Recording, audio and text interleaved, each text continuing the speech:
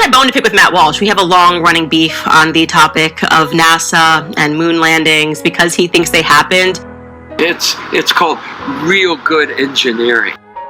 And listen, when the guys did it, it was fake and gay. I'm sorry, Matt, and it's time for you to admit it. It was just as bad. You just weren't alive for it, okay? Homies were on the moon making phone calls before the time of cell phones, like, hey, what's up, Prez? It's me on the moon with the flag. No issues. First time we've ever flown this thing. Hello, Neil and Buzz. I'm talking to you by telephone from the Oval Room at the White House.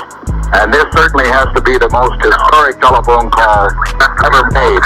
Yeah, I don't know. We just got through the belt pretty easily.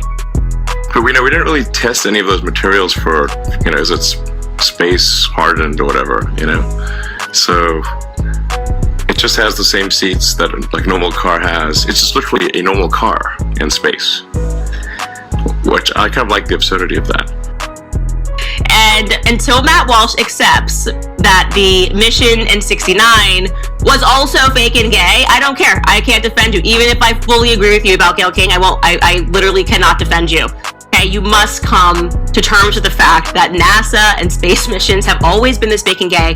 You just weren't alive for the original ones, and you need to learn the history of NASA, of the Apollo programs, which were occult and satanic. It was literally meant to be an antichrist movement to make people believe in man. The strategy that Werner von Braun taught me was that first the Russians are going to be considered to be the enemy. In fact, when I met him in 74, they were the enemy, the identified enemy.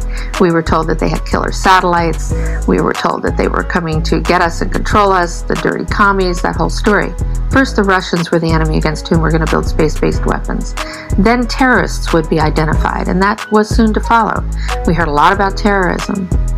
And the next enemy was asteroids.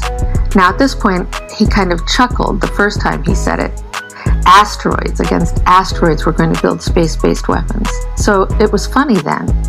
And the funniest one of all was against what he called aliens, extraterrestrials. That would be the final card. And over and over and over, during the 4 years that I knew him and was giving his speeches for him, he would bring up that last card. And remember, Carol, the last card is the alien card. We're going to have to build space-based weapons against aliens. And all of it, he said, is a lie. The retired general says the US and Israel have kept it from the public because, quotes, humanity isn't ready and the aliens don't want to reveal themselves until humanity can evolve, he says, and understand what space really is.